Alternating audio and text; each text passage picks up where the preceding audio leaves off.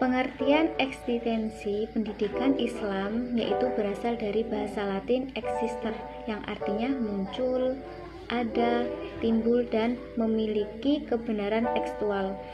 Eksistensi menurut Kamus Bahasa Indonesia artinya keberadaan, maksudnya yang menjelaskan tentang penilaian ada atau tidaknya pengaruh terhadap sesuatu itu. Sejarah perkembangan pendidikan Islam di Indonesia.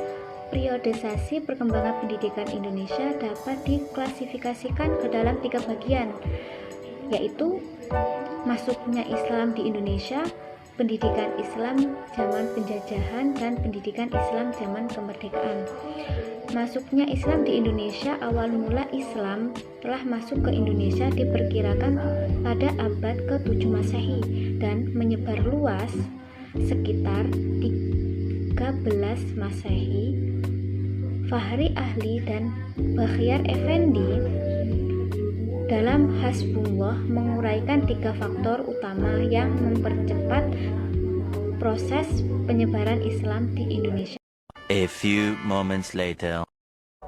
Yang pertama, ajaran Islam menekankan prinsip ketauhidan dalam sistem ketauhanannya.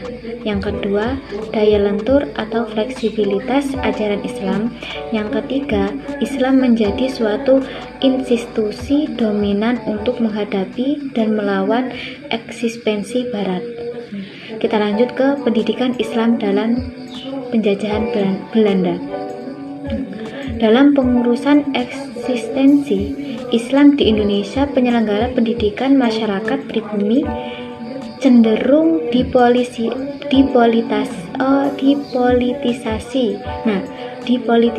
dan mengokohkan kepentingan kekuasaan mereka di tanah penjajahannya.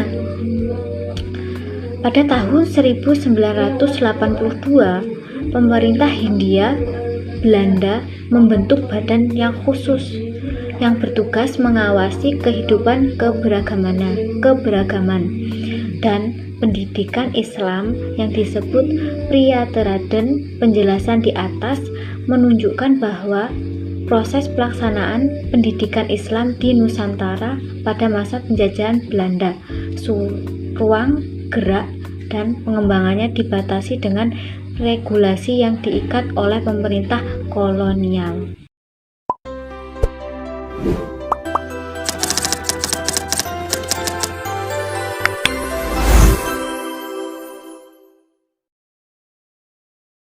Pendidikan zaman penjajahan. Seperti halnya pendidikan zaman penjajahan, banyak sekali contohnya. Salah satunya zaman Jepang dan zaman Belanda. Tapi kali ini kita akan membahas tentang masa penjajahan zaman Jepang. Awalnya pemerintahan Jepang seakan-akan menunjukkan sikap membela kepercayaan kepentingan Islam dengan siasat ingin membantu Perang Dunia Kedua. Untuk kepentingan Perang Dunia Kedua ya. Jadi untuk mendekati Islam Indonesia, pelaksanaan pendidikan Islam di sana sangat dinamis, yang berbeda dari penjajahan pada saat Belanda. A few moments later.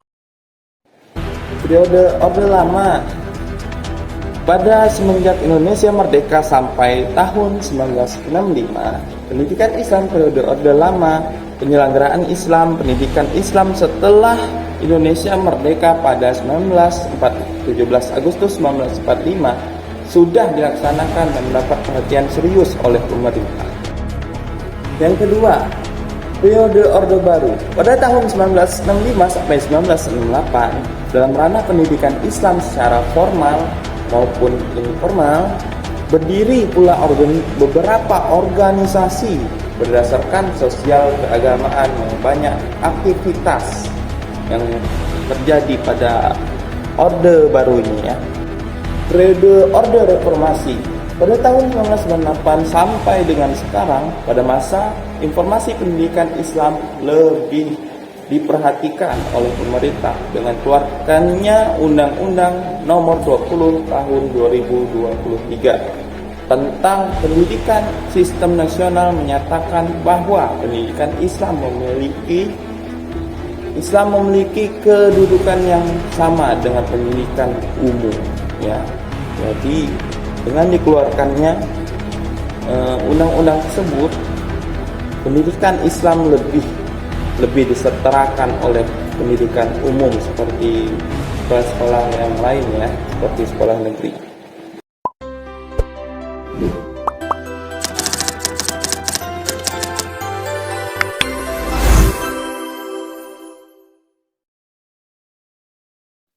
Moralitas pendidikan Islam di Indonesia. Bagaimana sih moralitas yang harus dimiliki bagi setiap pendidik?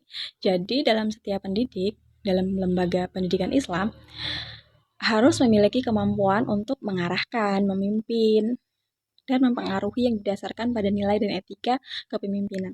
Nilai dan etika kepemimpinan yang harus dimiliki yaitu memiliki integritas, moralitas yang baik, memiliki tanggung jawab krisis dalam memimpin, kebijaksanaan, keteladanan yang baik, dan iman yang kuat, serta kemampuan komunikasi yang baik. Kemudian dalam referensi lain mengungkapkan bahwa dasar kepemimpinan Islam itu tidak mengambil dari orang kafir. Pendidik harus memiliki keahlian di bidangnya, mengutamakan kepentingan umat, menegakkan keadilan, dan melaksanakan syariat Islam yang baik. Kepemimpinan Islam adalah proses menegakkan, mempengaruhi, memotivasi, dan mengarahkan orang-orang ke suatu organisasi atau kegiatan tertentu untuk mencapai tujuannya yang telah diluruskan sebelumnya, mencakup proses mengajar dan juga proses mendidik. Nah, adapun persyaratan moral yaitu yang pertama, memiliki karakter dan jati diri. Yang kedua, mampu menangani perubahan dalam berbagai kehidupan. Yang ketiga yaitu mempunyai visi. Yang keempat, memiliki seperangkat nilai yang baik.